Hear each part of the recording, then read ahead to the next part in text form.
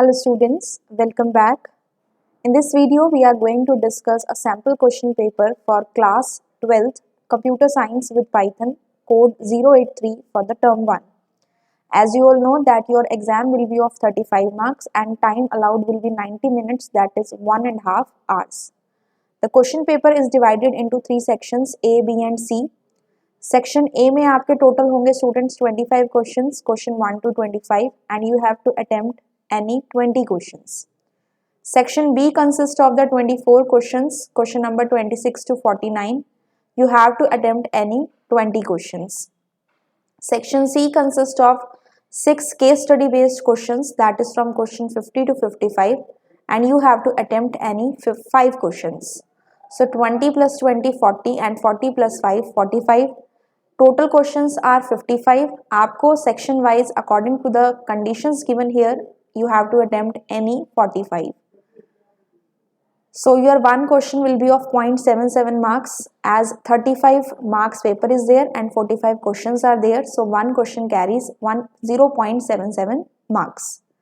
हम start करते हैं section A से. Section A में first question आपका है In Python, the terms global, else and pass are used to refer to.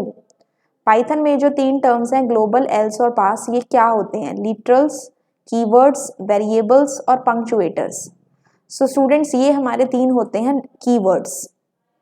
Keywords are the words which have a special meaning to the language interpreter और compiler. Python में अगर आपको keywords को check करना है तो इसके लिए you have to import the keyword module. And you simply have to write down keyword.kw list. It will give you the list of all the keywords present in Python. Total आपके पास यहाँ पे 33 keywords हैं. यहाँ पे देखिए else है, global है और यहाँ पे आपका pass है. ये सारे आपके क्या हैं? These are the keywords, right? Question number 2.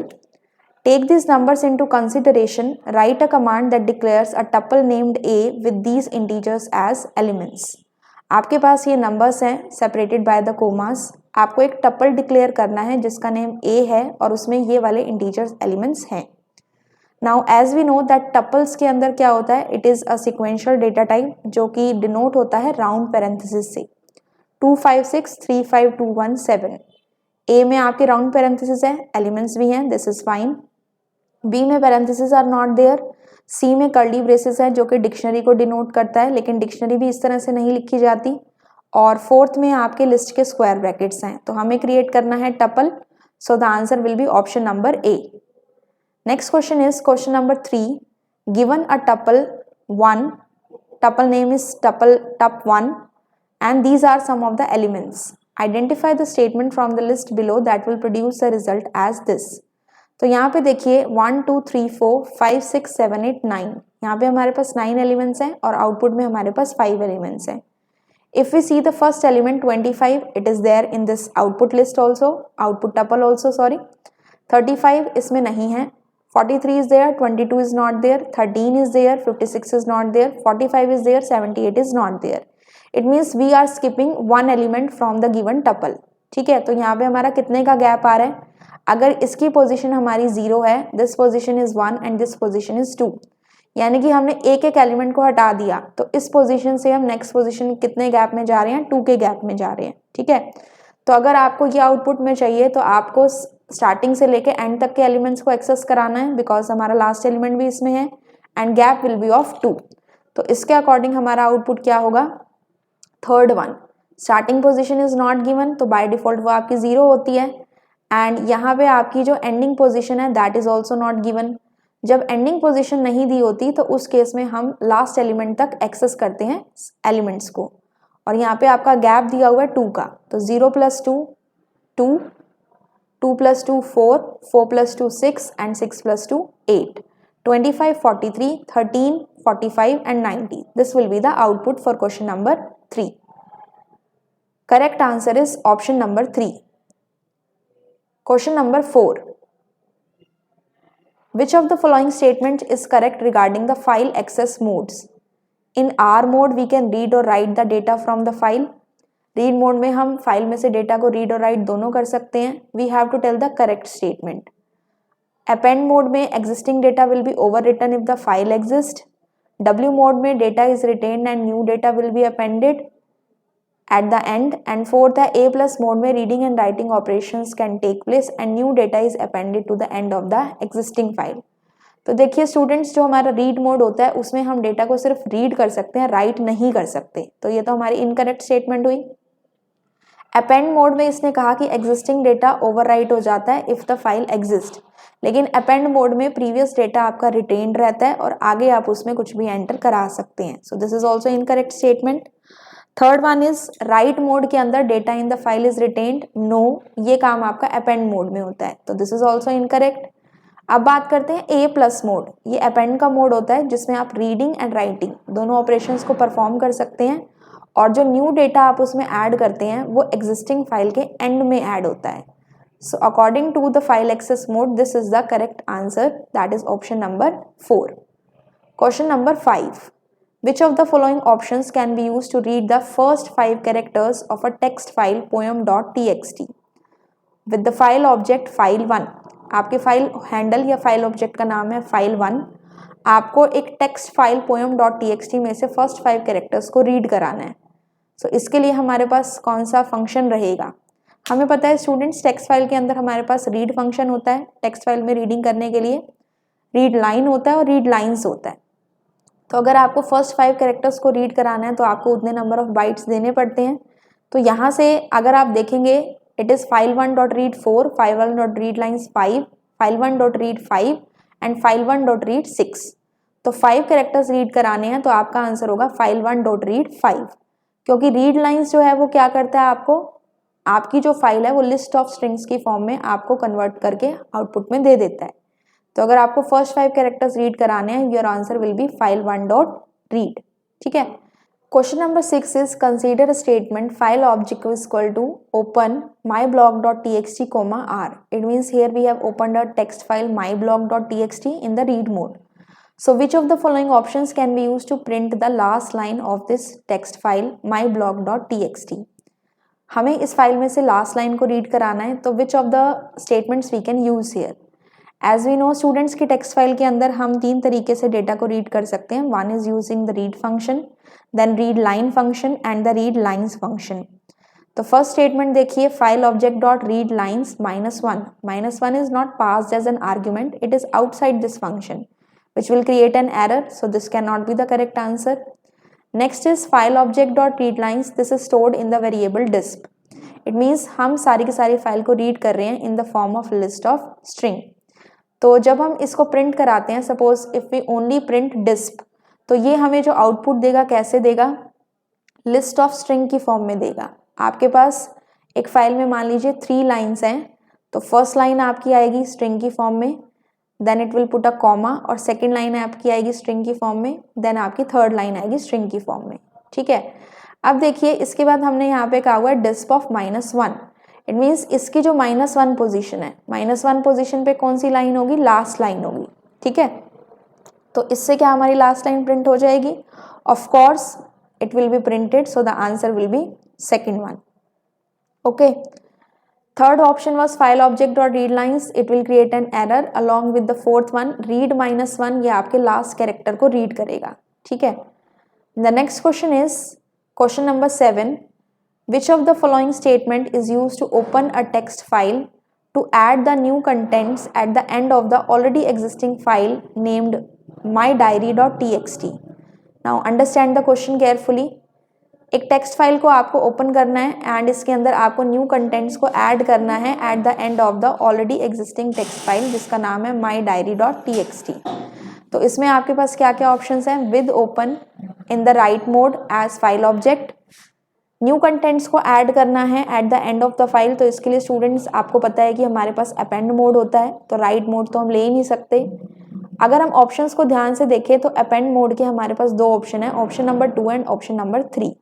अब दोनों को चेक करते हैं कि क्या ये दोनों सही से अपेंड मोड के अकॉर्डिंग लिखे गए हैं।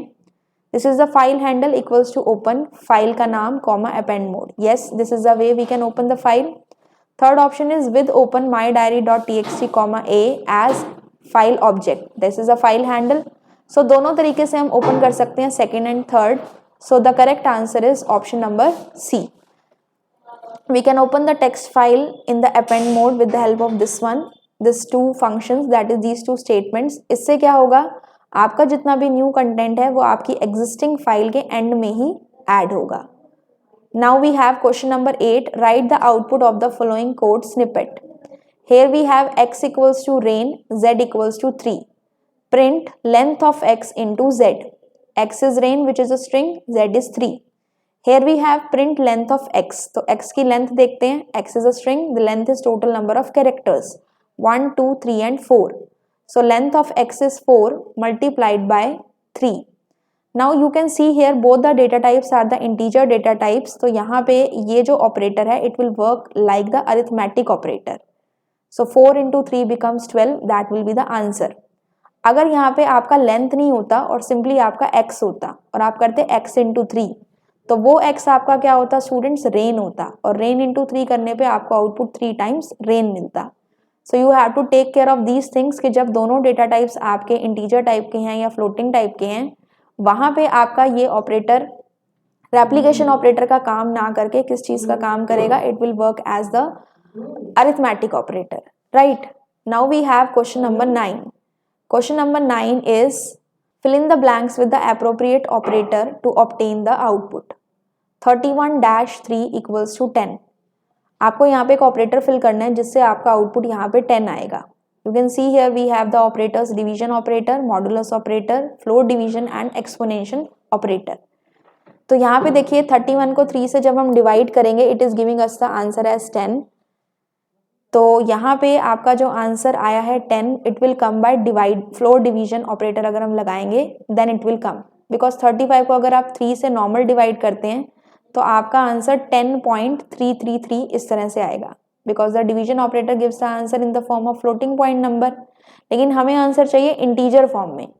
तो हमें ये तो पता है कि क्वोशिएंट आ रहा है लेकिन इंटीजर फॉर्म में चाहिए, so we use which operator, floor division operator. Right, question number 10. Consider a tuple T1 equals to 2, 3 and the next is a dictionary. Identify the statement that will result in an error. इनमें से कौन सी statement में आपका error आएगा? First is print T1 of 3. Let us see the positions. Position number 1, position number 0, position number 1 and position number 2. We don't have the position number 3 in this particular tuple. So this will automatically create an error. Let us check the other options also. Print T1 of 0. We have the position 0 in the tuple. Yes, it is there. So the answer will be 2. Print 2 in T1. This 2 is there in this tuple. Yes, it is there. So the answer will come. That is true. Print length of T1. So here we have the total number of elements here as 1, 2 and 3. So the length will come as 3. Question number 11 says, the information is stored in a machine readable format and the pickle module is used for reading and writing the data from or in the file. Identify the type of file discussed in the above lines. जो हमारी information stored है, जो वो आपकी machine readable format में stored है और उसके लिए हमने pickle module को use किया है for reading and writing the data from or in the file. So आपसे क्या क्वेश्चन पूछा गया है? Identify the type of file discussed in the above lines. Very easy question it is. जब भी हमारे पास डेटा मशीन रीडेबल फॉर्मेट में होता है दैट इज 0 और 1 और हम पिकल मॉड्यूल का यूज कर रहे हैं, we know that it is for the binary files. Options are text file, CSV file, binary file और all of the above. So the answer will be binary file. Question number 12 says, assume that you are writing in a text file. Now you want to identify where the cursor is currently at in the file. Which function will you use for the same?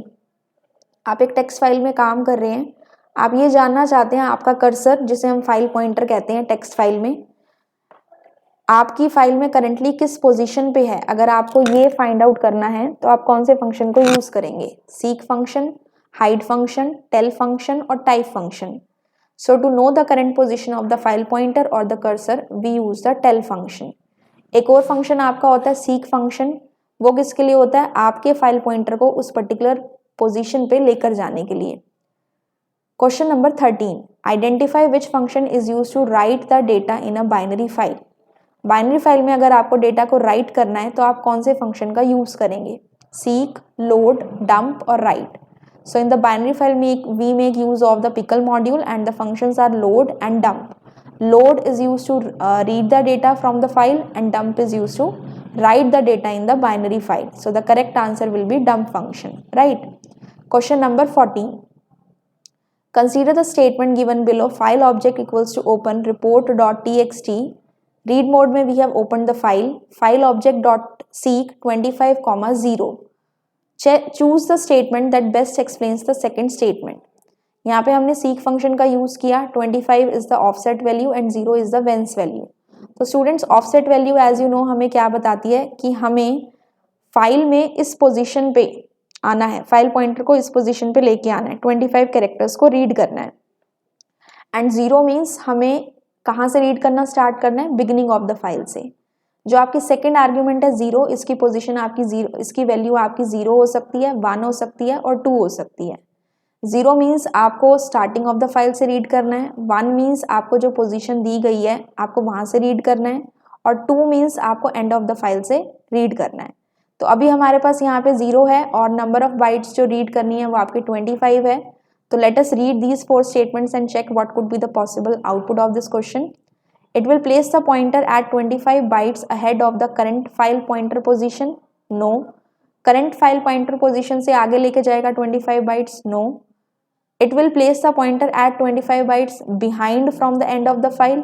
End of the file से 25 bytes पीछे लेके जाएगा. No. It will place the pointer at 25 bytes from the beginning of the file. Yes, this is the correct answer. Starting of the file से आपके file pointer को 25 bytes पे 25th byte पे लेके जाएगा. So this is the use of the seek function. It may consist of 2 arguments और अगर इसमें 0 नहीं भी दिया होता तब भी वो आपका starting of the file से ही read करता. Last option is it returns 25 characters from the 0th index. This is also the wrong option. Now we come to question number 15. Identify the incorrect statement regarding passing parameters to the functions. जब आप functions में parameters को पास करते हैं उसके regarding which is the incorrect statement. You can pass keyword arguments in any order. क्या आप keyword argument को किसी भी ऑर्डर में पास कर सकते हैं? यस. सपोज मैंने एक फंक्शन बनाया सिंपल इंटरेस्ट के नाम से SI, ठीक है. इसके अंदर आपकी जो पैरामीटर्स पास हैं that is P, R and T और आपने इनकी कोई वैल्यू दी हुई है P, R एंड T, ठीक है. You have given some value to this one, suppose P की 1000, R की 5 और T की 2. जब आप इस फंक्शन को कॉल करेंगे, ये आपका फंक्शन का हेडर हो गया, colon sign will be there. जब आप इस फंक्शन को कॉल करते हैं तो कीवर्ड आर्ग्यूमेंट्स क्या है कि मैंने जो ऊपर नाम लिया था R, इसको कुछ वैल्यू मैंने यहाँ पे दे दी दैट इज सपोज 3 दे दी, ठीक है. तो जब हम नेम के साथ वैल्यू दे रहे हैं तो हम कीवर्ड आर्ग्यूमेंट्स को आगे पीछे कहीं पे भी किसी भी ऑर्डर में लिख सकते हैं. So this is the correct statement. Next is you can pass positional arguments in any order. No, positional arguments अगर आप दे रहे हैं तो आपको सेम ऑर्डर में देनी होती हैं. सपोज यहाँ पे हमने P, R और T सिंपली लिखा हुआ है P, R, T और जब आप इस फंक्शन को कॉल कर रहे हैं तो आपने जो वैल्यू दी यहाँ पे P की सपोज आपने दे दी 1000, R की सपोज आपने दे दी 2 और T की सपोज आपने दे दी 3. तो आपकी ये कौन सी आर्ग्यूमेंट्स हैं? These are the positional arguments. It means ये जो आर्ग्यूमेंट्स आपने पास किए हैं वो एक पर्टिकुलर ऑर्डर में ही जाएंगी. 1000 will go to P, 2 will go to R and 3 will go to T. So this is the incorrect statement.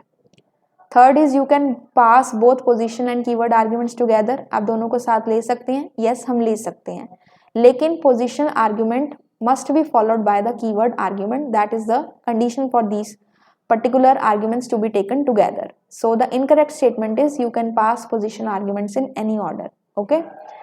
Next is question number 16. Identify the incorrect statement regarding the declaration of the default parameters in the function header. इसमें से आपकी incorrect statement कौन सी है regarding the declaration of the default parameters? C the first statement. देखिए, default parameters की एक condition होती है कि आप राइट साइड वाले वेरिएबल को अगर कोई वैल्यू दे रहे हैं तभी आप लेफ्ट साइड वाले वेरिएबल को डिफॉल्ट वैल्यू दे सकते हैं, अदरवाइज नॉट. सो अगर हम फर्स्ट फंक्शन हेडर को चेक करें, the name of the function is total amount. There are 3 parameters passed, cost 200, quantity and disc. The value of the disc is 0.2. We have not provided any default value to quantity but we have provided the value cost as 200. So we know that जब तक right side वाले को ना दी जाए आप left को नहीं दे सकते. तो क्वांटिटी को नहीं दी हुई और हमने कॉस्ट को दिया हुआ है, so this can not be the correct statement, ये आपकी इनकरेक्ट हो गई। सेकंड वाले ऑप्शन पे आते हैं, इसमें आपका क्या है, आपने डिस को नहीं दिया हुआ, क्वांटिटी और कॉस्ट को दे दी, so this is also wrong. Third में आपने डिस्क और क्वांटिटी को डिफॉल्ट वैल्यू दी हुई है, कॉस्ट को नहीं दी हुई, दिस इज राइट, क्योंकि राइट साइड वाली दोनों वेरिएबल्स के पास जो है वैल्यूज हैं, कॉस्ट पे नहीं है, दिस विल वर्क। फोर्थ में आपके पास जो है that is cost is not given any value and disk is not given any value but quantity is given. So according to this question यहाँ पे ये चीज़ भी अप्लाई नहीं की जा सकती, this will create an error. तो इनकरेक्ट स्टेटमेंट हमारी फर्स्ट, सेकंड और फोर्थ है, और ऑप्शंस में हमारे पास फर्स्ट, सेकंड और फोर्थ में से कोई भी नहीं है। सो ये वाला जो क्वेश्चन है इसके अकॉर्डिंग आपका इनमें से कोई भी ऑप्शन सही नहीं बैठ रहा है, either there is misprinting in the question और there is misprinting in the options. So here it will be, या तो आपसे यहाँ पे पूछा होता कि करेक्ट स्टेटमेंट कौन सी है, तो आपका आता कि third is the correct statement, और इनकरेक्ट आपकी तीनों ही हैं, first, second and fourth, right. Next is question number 17। Consider a function def calculate cube n, which of the following function call can be use to invoke the given function definition. If you want to call this one, तो आप किस तरह से function को call करेंगे। cal cube 5 with the semicolon, this is without semicolon, this is only the name of the function and here 3 arguments are provided 5, 5, 5। यहाँ पे function, यहाँ पे देखिए फंक्शन हेडर में इसके पास एक पैरामीटर पास है, तो कॉल करेंगे तो एक ही पैरामीटर पास होना चाहिए, इसके अकॉर्डिंग आपका ये करेक्ट आंसर होगा। और आपको पता है कि फंक्शन जब हम कॉल करते हैं तो वहाँ पे आपका कॉलन का साइन नहीं आता, सो the correct answer will be option number 3। Next question is question number 18. Which of the following function forces the writing of data on the disk which is still pending in the output buffer? Read, save, flush और load.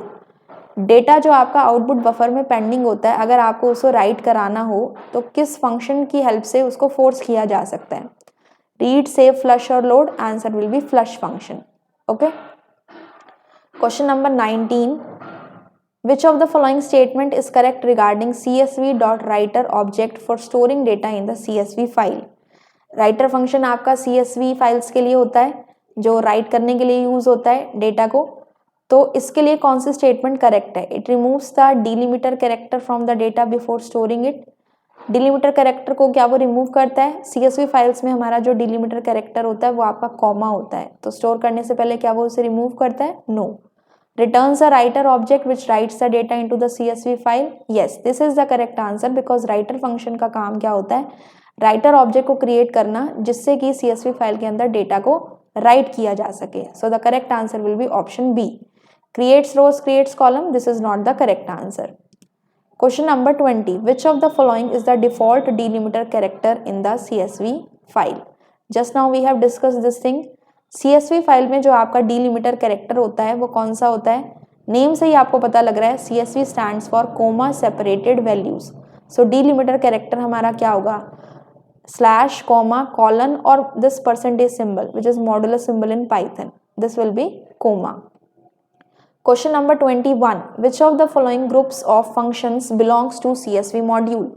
CSV module के आपके कौन कौन से functions हैं। Reader, writer, read lines, write lines, write row, read and writer और read line. तो CSV module में हमारे जो फंक्शंस आते हैं students, that are reader and writer होता है हमारा। CSV.reader, CSV.writer, these are the functions. Read lines हमारा टेक्स्ट फाइल का होता है और राइट लाइन्स भी हमारा टेक्स्ट फाइल का होता है। राइट रो हम यूज करते हैं CSV फाइल में और रीड आपका टेक्स्ट फाइल का रहता है। Writer is of CSV file but read line is of text file. तो ग्रुप ऑफ फंक्शंस पूछा है तो आपका होगा option A, reader and writer. Question number 22.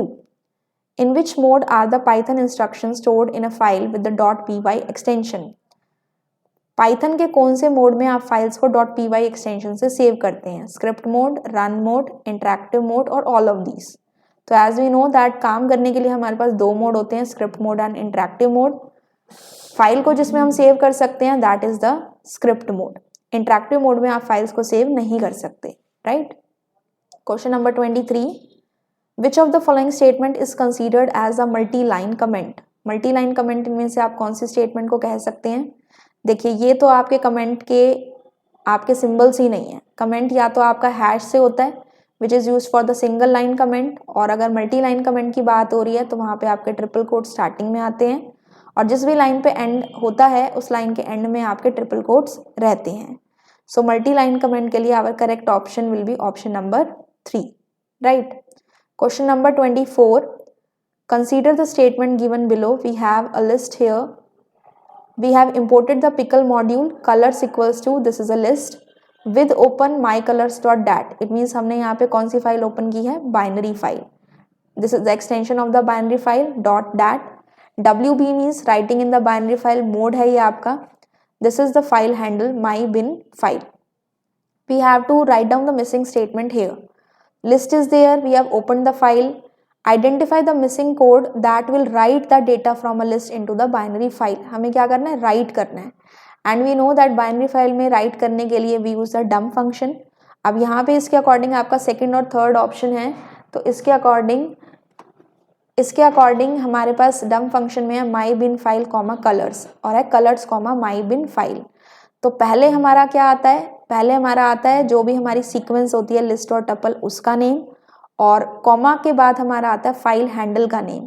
So according to that our correct answer will be option number C, that is third one, pickle dot dump colours comma my bin file.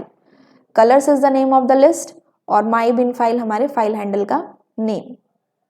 Next देखिए question number 25, identify the statement that results in an error.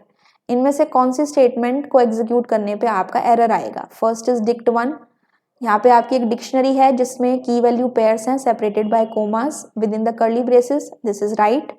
Second again आपकी dictionary है dict one जिसमें आपके की value pairs हैं separated by commas, this is also right.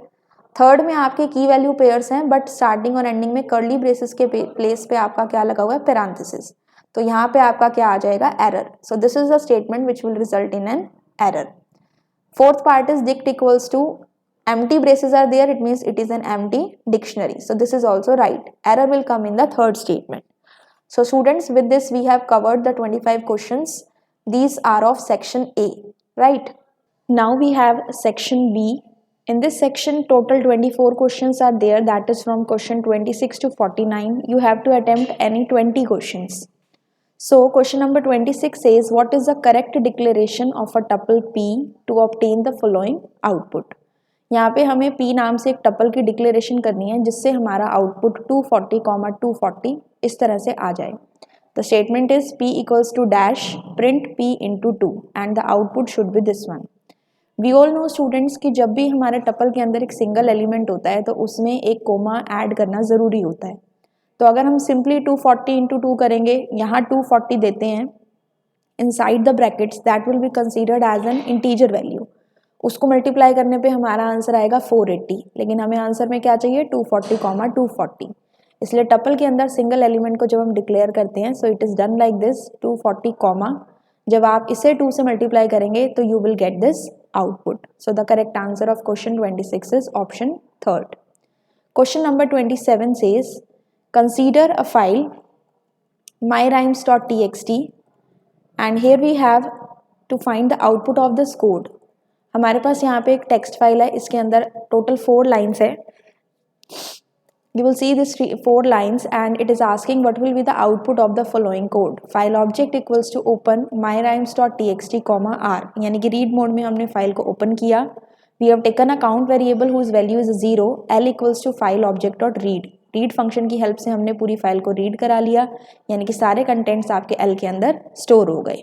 अब हमने कहा word is equal to l dot split. Split function जो है वो स्ट्रिंग का फंक्शन होता है और इसका काम क्या होता है, आपके जो वर्ड्स हैं उनको स्प्लिट कर देना, यानी कि इस तरह से जो हमारी लाइन है पूरी वो हमारे डिफरेंट वर्ड्स में स्प्लिट हो चुकी है। For I in word for loop we have used here. I की वैल्यू क्या होगी, it will take the first word, then the second word, then the third word, so on the values of I will be taken for the whole file till here. If I equals to clap, now it will check कि अगर हमारी आई की value clap है, यानी कि clap word जहाँ पे भी एग्जिस्ट करता है, that place count should be incremented by 1 and print count. Last में हमें जो भी काउंट की वैल्यू है वो प्रिंट करानी है, फाइल डॉट क्लोज। अगर हम स्टूडेंट्स इस फाइल में चेक करें तो हमारे पास क्लैप कितने प्लेसेस पे है, 1 2 3, 3 प्लेसेस हमारे पास ये हैं। इसके अलावा हमारे पास ब्रैकेट्स के अंदर क्लैप है, this this and this. But देखिए यहाँ पे ब्रैकेट्स नहीं है, यहाँ पे सिर्फ एज अ स्ट्रिंग क्लैप है। तो अगर हमें स्ट्रिंग की फॉर्म में पूछा गया है तो हम ये ब्रैकेट्स वाले को नहीं ले सकते, ठीक है। तो इस केस में हमारा आउटपुट आएगा these 3 clap, so the count will be 3। अगर यहाँ पे ब्रैकेट्स लगे होते तो उस केस में हम ब्रैकेट्स वालों को काउंट करते। Understood? So in this case our output will be only this 3, we will not count these claps. Understood? Question number 28.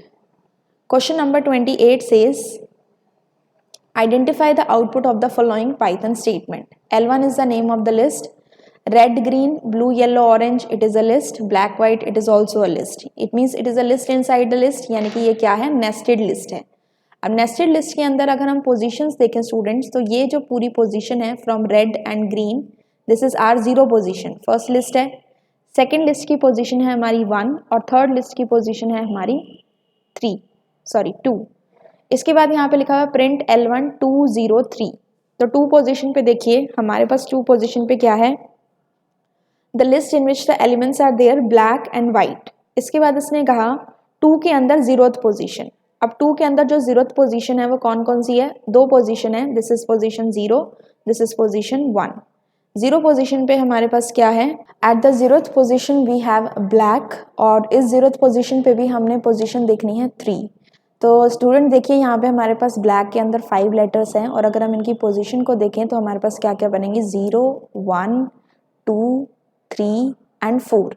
और यहाँ पे हमसे पूछा गया है the character at the position 3, so that is the letter C, so that is why our answer will be C, right. Question number 29, identify the output of the following Python statement. x equals to 200 while x greater than 10, if x modulus 2 equals to 0, z equals to x floor division operator 2। x is 200, यहाँ से हम check करेंगे 200 is greater than 10, condition is true। Since our condition is true, we will go inside the while loop। यहाँ पे हमारे पास first condition है if x modulus 2 equals to 0। 200 को जब हम 2 से डिवाइड करेंगे तो हमारे पास जो रिमाइंडर आता है that will be 0 only, because 200 is completely divisible by 2 and the modulus operator gives us the remainder। तो यहाँ से हमारा जो कंडीशन है that is again true, 200 modulus 2 equals to 0। तो हमें क्या करना है, z is equal to x divided by 2, that is 200 divided by 2 which is equal to 100। Next we will not go to the else part because if वाली condition हमारी true हो चुकी है। The next statement is print z, 100 print हो गया। Now x becomes x minus 50। x की value हमारी कितनी थी, 200 थी, सो 200 माइनस 50 बिकम्स 150। जब x की वैल्यू 150 हो जाती है हम दोबारा से ऊपर जाएंगे और कंडीशन को चेक करेंगे। 150 greater than 10 condition is true. If 150 modulus 2 equals to 0, 150 को अगर हम 2 से डिवाइड करें तो हमारा रिमाइंडर 0 आता है। Yes, the condition is again true. So z equals to x divided by 2, x is 150, 150 divided by 2 is 75। Will get the answer as 75, else में हम नहीं जाएंगे, 75 को हमने प्रिंट करा दिया।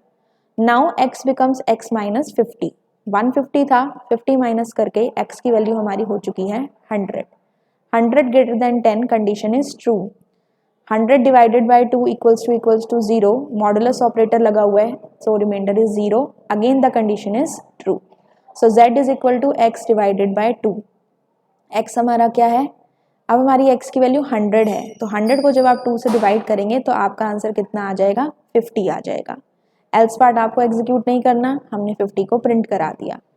नेक्स्ट केस में x की वैल्यू अगेन माइनस 50 होती है, तो 100 minus 50 becomes 50। Now 50 again condition we will check, 50 greater than 10 condition is again true. Since the condition is true, since this condition is true, so we will go to this part. If x modulus 2 equals to 0, 50 को जब हम 2 से divide करेंगे तो हमारा पूरा divisible हो जाएगा, that is it will be fully divisible. तो हमें क्या करना है, z equals to x divided by 2, that is 25। यहाँ से हमारा ये पार्ट आ गया, एल्स पार्ट हमें एग्जीक्यूट नहीं करना। अब हमारा हमने z की वैल्यू को प्रिंट करा दिया, that is 25। Now x becomes x minus 50। x की वैल्यू हमारी कितनी है, ऑलरेडी 50 है, तो 50 माइनस 50 x हो गया 0। अब यहाँ पे हम वापस आते हैं 0 ग्रेटर देन 10, कंडीशन हमारी फॉल्स हो गई तो आगे का लूप आपका एग्जीक्यूट नहीं होगा। तो फाइनल स्टूडेंट्स हमारा आउटपुट क्या बना 100, 75, 50 एंड 25। अब हम चेक करते हैं कि what is the correct option according to this output 100, 75, 50, 25।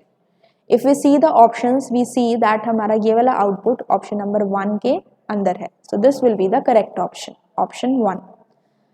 Next question is question number 30. Identify the output of the following Python statement. For I in range 10, if I equals to 5, continue, print I and equals to space. यहाँ पे हमारे पास jump statement है continue for I in range 10. range function के अंदर जो भी value होती है that is the ending value. तो यानी कि हमारी I की value कहाँ से कहाँ तक हो सकती है 0 से लेके 9 तक, 1 less than the ending value, so 10 minus 1 is 9. जैसे ही हमारी I की वैल्यू 5 हो जाए उस केस में हमें कंटिन्यू करना है। And as we know continue statement क्या करती है, it starts with the next iteration of the loop, understood. और उसके बाद हमें इसको छोड़ के बाकी की I की वैल्यू को प्रिंट करा देना है। I की वैल्यू यहाँ पे पहले हमारी होगी 0, तो 0 को चेक करेगा, 0 equals to 5, condition is false, it will not go to the continue statement and it will print I की वैल्यू 0 है तो हमारे ऑप्शंस में जो होगा 0 दो ऑप्शंस में है, तो यहाँ से हम अभी दोनों को कंसीडर करते हैं। इसके बाद इसी तरह से 1, 2, 3, 4 इन सब पे जाएगा, कंडीशन फॉल्स है तो 0, 1, 2, 3, 4 तक प्रिंट होगा, अंडरस्टूड। फिर इसके बाद I की वैल्यू हमारी हो जाती है 5। नाउ 5 इक्वल्स टू 5, कंडीशन हमारी हो चुकी है ट्रू। जैसे ही कंडीशन ट्रू है तो वो कंटिन्यू पे जाएगा और यहाँ से वो नेक्स्ट इटरेशन पे चला गया, यानी कि I की वैल्यू नेक्स्ट केस में क्या बन गई 6 बन गई। तो यहाँ पे हम प्रिंट स्टेटमेंट तो गए नहीं इस पे क्योंकि हमारा पहले कंटिन्यू स्टेटमेंट आ चुकी है। It means 5 will not be printed. 6, 7, 8, 9 इन सब के लिए क्या होगा, आपकी I की वैल्यू जो है दैट विल बी प्रिंटेड। और पीछे 5 से पहले किस किस के लिए प्रिंट हुई है 0 से लेके 4 तक, तो हमारा आउटपुट क्या बनेगा 0, 1, 2, 3, 4, 6, 7, 8 and 9, second option. So continue statement का काम है to start with the next iteration of the loop, skipping that iteration, understood. Question number 31, write the output of the following Python statement. हमारे पास यहाँ पे एक L1 नाम से लिस्ट है और यहाँ पे हमारे पास एलिमेंट्स है 1, 2, 3, 4, 5 एंड 4, 5, 6। हमने कहा L1 dot extend L2, L1 dot extend L2 हमने करना है। तो एक्सटेंड फंक्शन स्टूडेंट्स क्या काम करता है, लिस्ट का जो भी आपने एक्सटेंड फंक्शन के अंदर list as an argument pass की है उसे पहली वाली लिस्ट के एंड में एलिमेंट्स को ऐड कर देता है। जब हम L1 के अंदर L2 को एक्सटेंड करेंगे तो हमारे एलिमेंट्स कैसे बनेंगे 1, 2, 3, 4, 5, यानी कि लिस्ट 1 के खुद के एलिमेंट्स और उसके बाद लिस्ट 2 के एलिमेंट्स इसमें ऐड ऑन हो जाएंगे 4, 5 एंड 6, ये ऐड हो गए, ये हमारी बन चुकी है L1, ठीक है।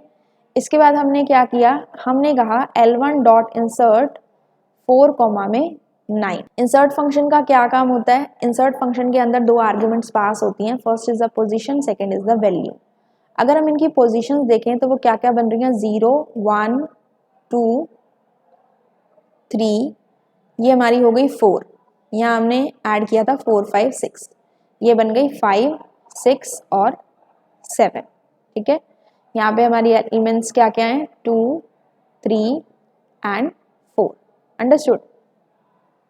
नाउ हमने कहा कि फोर्थ पोजीशन पे हमारा क्या एलिमेंट आ जाए 9 आ जाए, तो वी नो दैट इस पोजीशन पे अगर एलिमेंट 9 आ रहा है तो बाकी के जो एलिमेंट्स हैं वो एक एक प्लेस राइट शिफ्ट हो जाएंगे, तो लास्ट हमारी एलिमेंट की पोजीशन क्या बन जाएगी 8 बन जाएगी। अब इसकी 4 हो चुकी है, इसकी 5 हो जाएगी, इसकी आपकी यहाँ पे 5 हो जाएगी क्योंकि इसकी 4 हो चुकी है, ये आपका हो जाएगा 6, जो 6 पे था उसकी पोजीशन 7 और जो 7 पे था उसकी पोजीशन आपकी क्या हो गई 8 हो गई, दिस वन, ठीक है। अब हमसे क्या पूछा गया है L1 -5 -2, it means it is a list slicing. तो पोजीशन देखिए -2 कौन सी है और -5 कौन सी है, -1, -2, -3, -4, -5, ये जो 9 एलिमेंट है अगर नेगेटिव के अकॉर्डिंग पोजीशन देखें तो इसकी बनती है -5 और -2 पोजीशन कौन सी है -1 एंड -2, ये है हमारी -2। हमें पता है जो भी हमारी एंडिंग पोजीशन होती है उससे एक पहले वाली वैल्यू तक हमें लेके चलना होता है, यहाँ पे हमारी क्या है 9, 5 and 4, so the answer will be 9, 5, 4, option number 4. Next question is question number 32. It says what will be the output of the following code. यहाँ पे हमारे पास एक कोड है and here we have the program based upon the binary file import pickle list 1 equals to red, green, yellow, orange and brown. f object equals to open file dot dat wb. यानी कि हम binary file के ऊपर काम कर रहे हैं. सबसे पहले हमने फाइल को ओपन किया राइट मोड के अंदर, फिर हमने कहा pickle dot dump list 1 comma F object. तो हमने क्या किया, डम्प फंक्शन यूज़ किया. डम्प फंक्शन के अंदर हमने लिस्ट लिया, कॉमा में हमने फाइल का ऑब्जेक्ट ले लिया, फिर हमने फाइल को क्लोज कर दिया. फिर हमने कहा file object dot open file और हमने उसको रीड मोड में ओपन किया. ठीक है. इसके बाद हमने फाइल को रीड करने के लिए लोड फंक्शन का यूज़ किया और उस फाइल को हमने जो भी फाइल के अंदर डेटा था उसे एल नाम के वेरिएबल में स्टोर करा दिया. अब हमारे पास ये लिस्ट है, लिस्ट 1, जिसके अंदर एलिमेंट्स हैं red, green, orange, yellow, brown. For I in range length of L minus 1. What is the length of this list. L के अंदर क्या जा रहा है, एल के अंदर इस फाइल का जो डेटा लिखा हुआ है वही रीड हो रहा है और इस फाइल में लिस्ट है. तो इसके अकॉर्डिंग हम इसकी पोजीशंस को चेक करेंगे. 0, 1, 2, 3 and 4. And what is the length of this list. 1, 2, 3, 4, 5. 5 elements हैं. 5 माइनस 1 इज 4. लूप हमारा 4 से स्टार्ट होगा. Ending value is 0. 0 से एक कम तक चलेगा क्योंकि एंडिंग वैल्यू 0 है तो एक एलिमेंट पहले तक लेंगे. And gap is of -1. Print L of I. सबसे पहले आई की वैल्यू 4 है. Print L of I, check the element at the position 4, that is brown. तो सबसे पहले हमारे पास क्या आएगा, ब्राउन. इसके बाद -1 हुआ, पोजीशन हो गई 3. उसके बाद हमारा क्या आया, ब्राउन के बाद येलो. फिर पोजीशन हो गई 2. उसके बाद आया ऑरेंज. फिर पोजीशन हो गई 1. उसके बाद आया ग्रीन. तो यहाँ से आप देखो जो हमारी वैल्यूज़ हैं जब हम इन्हें चेक कर रहे हैं तो यहाँ से हमारे पास 1 पोजीशन पे है ग्रीन. इसके बाद हमारी पोजीशन जो है, एंडिंग पोजीशन जो है दैट इज़ 0 और उसे हमें एक पहले तक लेना है जो कि हमारा 1 ही है पोजीशन. तो हमारे पास इसके 4 आउटपुट बन गए, brown, yellow, orange and green. So we will see इसमें से हमारा कौन सा ऑप्शन है which is correct one, brown, yellow, orange and green, option number 2. Understood. So this is the way you have to solve this question. Question number 33. Question number 33 says suppose the content of the student.dat file is this. इस file का जो content है suppose ये है. इसके अंदर एक table है जिसके अंदर 4 columns are there and 5 rows are there. Roll number, name, amount and pending amount. What is the output of the following code. यहाँ पे हमारे पास एक फंक्शन है स्टूडेंट्स टोटल अमाउंट के नाम से और इसके अंदर फाइल को हमने ओपन किया रीड मोड में. 2 variables we have taken total and pending whose values we have initialized with the number 0. After this what we have done in the try block while loop we have started r equals to pickle dot load f. File handle की help से हमने और load function की help से data को read किया यानी कि पूरी की पूरी टेबल हमारी r नाम के वेरिएबल में स्टोर हो गई. If r of 2 equals to 1000, अगर सेकेंड पोजीशन पे जो हमारा डेटा है r of 2 मीन्स, अब यहाँ पे आप टेबल के अंदर अगर आप देखो तो हमारी जो कॉलम की हेडिंग्स हैं हम उन्हें अगर पोजीशन दें तो this becomes 0, this becomes 1, this becomes 2 and pending amount becomes 3. तो 2 पोजीशन पे क्या है, अमाउंट है. अगर वो 1000 के इक्वल है, 1000 के इक्वल हमारा 2 प्लेसेस पे है, तो हमें क्या करना है, डैश में कौन सी स्टेटमेंट लिखें ताकि we get the following output. R2 equals to 1000 है तो टोटल हो जाए टोटल प्लस R2. डैश में हमें एक पर्टिकुलर स्टेटमेंट लिखनी है, मीन्स टोटल इज 0 यानी कि जितने भी हमारे 1000 वाले हैं वो ऐड होते जाएं. और अगर R3 ग्रेटर देन 0 है यानी कि पेंडिंग अमाउंट वाला जो कॉलम है उसमें कोई भी वैल्यू अगर ग्रेटर देन 0 है तो वो भी आपस में ऐड होती रहे. Except f dot close, last में फाइल को क्लोज कर लिया. Print total amount is total pending. Okay, total minus pending. Total amount हमारा क्या है, टोटल माइनस पेंडिंग. तो यहाँ पे हमारे पास है टोटल अमाउंट हमें निकालना है. टोटल अमाउंट फंक्शन को हमने कॉल किया. व्हेन द टोटल मार्क्स, अच्छा यहाँ पे आपका आएगा total amount. When the total amount function is invoked output displayed is total amount is 200. वो कह रहा है जो इसका आउटपुट आ रहा है वो क्या आ रहा है, टोटल अमाउंट जो है वो हमारा कितना है, 200 है. तो 200 आउटपुट अगर हमें चाहिए तो हमें क्या करना पड़ेगा, तो हम अपने टेबल पे जाते हैं। सबसे पहले तो हमें अगर 1000 वाला चाहिए तो हमें यहाँ पे हमने पहली एंट्री को चेक किया, हमें 1000 वाला मिल गया, हमें 1000 वालों को ऐड करना है। अब अगर हम इसके आउटपुट के ऑप्शंस को देखें स्टूडेंट्स, तो हमारे पास यहाँ पे कुछ जंप स्टेटमेंट हैं, लाइक हमारे पास यहाँ ब्रेक है, कंटिन्यू है, पास है और रिटर्न है। अगर हम इनमें से कंटिन्यू और ब्रेक में से यूज़ करते हैं तो ब्रेक में तो क्या करेगा, एक एंट्री पे जैसे उसे मिल गया वो वहाँ से बाहर आ जाएगा, बट हो सकता है बाकी एंट्रीज में भी हमें 1000 वैल्यू मिल जाती, तो हम ब्रेक और कंटिन्यू को तो यूज़ नहीं कर सकते क्योंकि कंटिन्यू उसको छोड़ के नेक्स्ट इटरेशन को स्टार्ट कर देता है। हमें चाहिए टोटल माइनस पेंडिंग में 200, तो ऊपर जाते हैं, हम क्या करते हैं अमाउंट वाले कॉलम के अंदर 1000 वाली एंट्री को चेक करते हैं। हमारे पास 1000 नाम की 2 एंट्रीज हैं वैल्यू की, तो 1000 प्लस 1000 आपका हो गया 2000, और यहाँ से हमारे पास पेंडिंग अमाउंट में जो जीरो से बड़ी वैल्यूज़ हैं वो हैं 100, 400 और 300। हमें क्या करना है टोटल माइनस पेंडिंग, तो ये हो गया 2000 और इसको ऐड कर लेते हैं 100, 400 एंड 300, ये हो गया 800। ठीक है, तो 2000 माइनस 800 हमारा कितना बनता है, 2000 माइनस 800 हमारा बनता है 1200।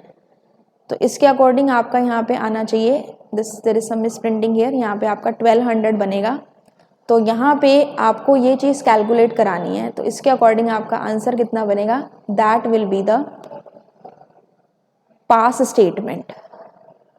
ऑप्शन के अकॉर्डिंग आप यहाँ पे क्या स्टेटमेंट दे सकते हैं, पास स्टेटमेंट, क्योंकि अगर आप इसके अलावा कोई भी स्टेटमेंट देते हैं, रिटर्न तो हम यहाँ दे नहीं सकते क्योंकि वो कोई वैल्यू रिटर्न नहीं करा रहा, जब कोई कैलकुलेशन होगी उसके बाद ही कोई वैल्यू रिटर्न होगी। ब्रेक अगर यूज़ करते तो 1000 की एंट्री के बाद वो बाकी 1000 वाली एंट्रीज को चेक नहीं करता।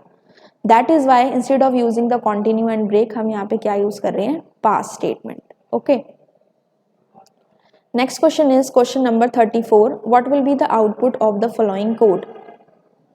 Def final marks is the name of the function. यहाँ पे हमने 2 पैरामीटर्स पास किए हैं t1 एंड t2। फंक्शन की बॉडी में हमने दिया return t1 plus t2, t1 is 150, t2 is 160, print total marks code are final marks. This is our first statement, this is the second statement, then we have third, fourth and fifth statement. Flow of execution है ये हमारा। इसके according सबसे पहले जब control जाएगा it will go to line number 1। ये function header है, इसकी बॉडी में नहीं जाएगा, डायरेक्ट यहाँ से जाएगा लाइन नंबर 3 पे। t1 और t2 की वैल्यू हो गई 3 और 4 स्टेटमेंट पे। 5 पे गया, यहाँ पे हमने क्या किया, फाइनल मार्क्स फंक्शन को कॉल किया। लेकिन students as you all know कि फंक्शन के अंदर अगर डेफिनेशन के टाइम पे पैरामीटर्स होते हैं तो उतनी ही आर्ग्यूमेंट्स कॉलिंग के टाइम पे भी होनी चाहिए। लेकिन यहाँ पे आप देखो t1, t2 है, लेकिन उसकी कॉलिंग के टाइम पे कोई वैल्यू स्पेसिफाइड नहीं है, तो इस केस में क्या होगा, it will show you an error. अगर यहाँ पे 150, 160 होता तो आपका आंसर 310 आता, लेकिन यहाँ पे it has not specified the arguments, that is why it will show you error. Understood. Question number 35, evaluate the following expression and identify the correct answer. This is an arithmetic expression and we know that जैसे maths में हम solve करते हैं using the formula BODMAS, Python में हमारे पास होता है पेड मास।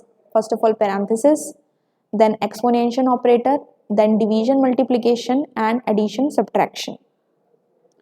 जब हम बात करते हैं डिवीजन और मल्टीप्लिकेशन की तो दोनों में से जो हमारी स्टेटमेंट में या एक्सप्रेशन में पहले आ जाता है हम उसे सॉल्व कर देते हैं, और एडिशन और सब्ट्रैक्शन में भी सेम रहता है, दोनों में से जो पहले आ जाता है वो हम पहले सॉल्व करते हैं फ्रॉम द लेफ्ट साइड। सबसे पहले हम पैरेंथेसिस को सॉल्व करेंगे, 24 into 3, this will become 72, rest of the things will remain as it is. Next statement में हमारे पास है ई स्टैंड्स फॉर एक्सपोनेंशियल, हमने इसको सॉल्व किया, ये हमारा हो गया 3 3 9, 3 27, 3 81, ये सॉल्व किया। उसके बाद हमारे बाकी के ऑपरेटर्स आते हैं, डिवीजन, मल्टीप्लिकेशन, फ्लोर डिवीजन और मॉडुलस, ये एक ही लेवल पे रहते हैं, तो जो पहले आएगा हम उसे सॉल्व कर देते हैं। तो हमारे पास यहाँ एक्सप्रेशन किस तरह से बना, 72 - 2 modulus 4 plus 8 divide by 3 plus 81, तो ये एक्सप्रेशन हमारे पास है। अब यहाँ से हम सॉल्व करते हैं, तो सबसे पहले हम किसे सॉल्व करेंगे, this one and this one.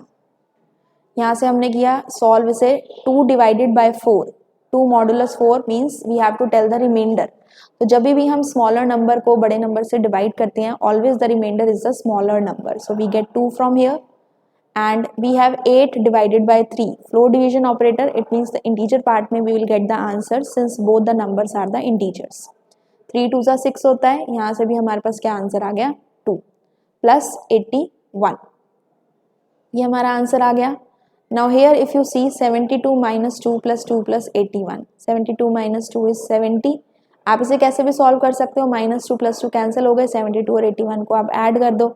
Otherwise 72 minus 2 is 70, so we get here 70 plus 2 plus 81.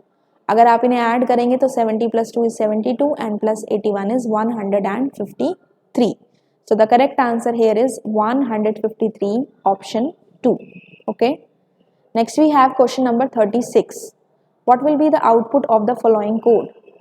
Here we have def simple interest p, r, t equals to 2.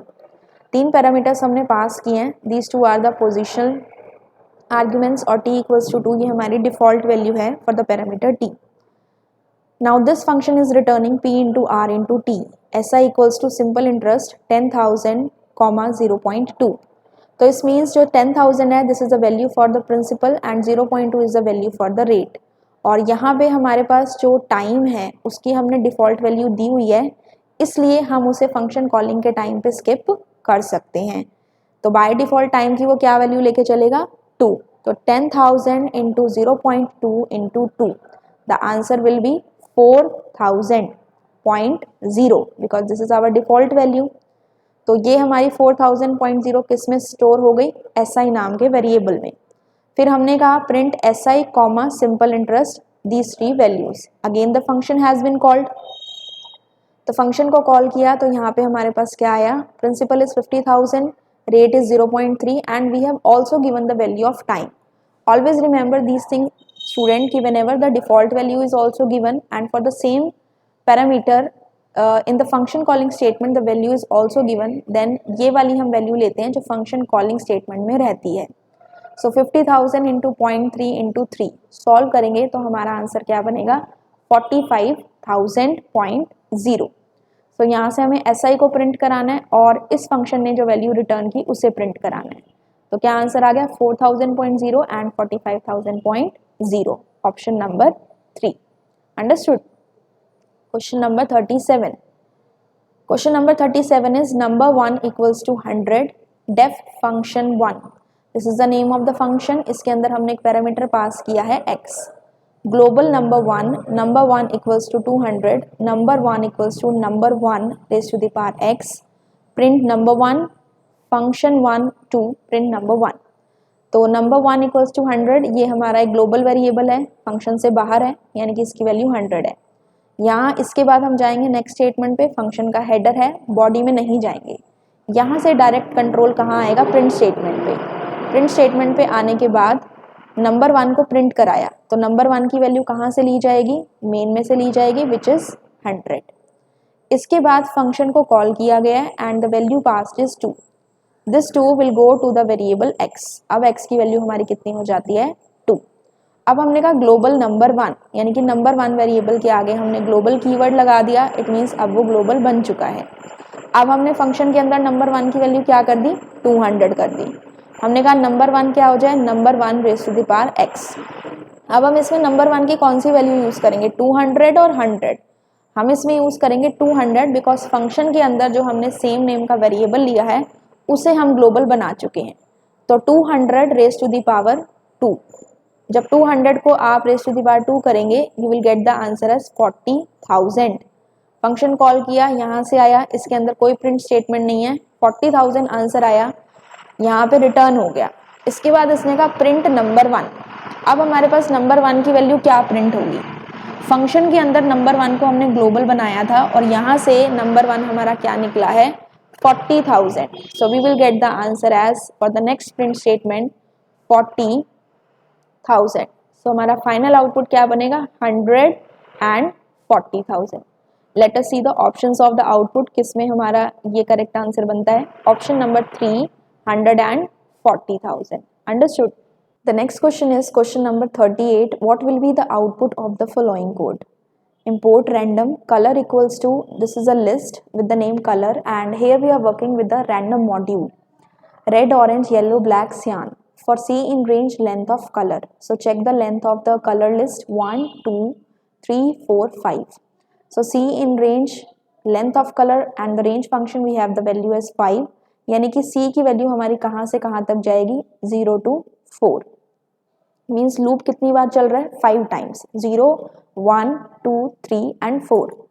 P equals to random dot randint 2, 4. We all know that randint function के अंदर जो हमने दो parameters pass किए हैं 2, 4, it can have the value 2, it can have the value 3 and it can have the value 4.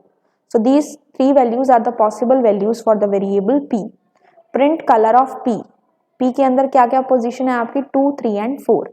अब हम list के अंदर इंडेक्सिंग करते हैं एंड वी विल चेक कि इसके according what output can be the correct one. यहाँ से जब हमने इंडेक्सिंग करी स्टूडेंट्स तो हमने देखा 2, 3 and 4 पोजीशंस पे हमारे पास क्या क्या है येलो, ब्लैक एंड सियान. तो ये तीन वैल्यूज हमारे तीन एलिमेंट्स आउटपुट में आ सकते हैं.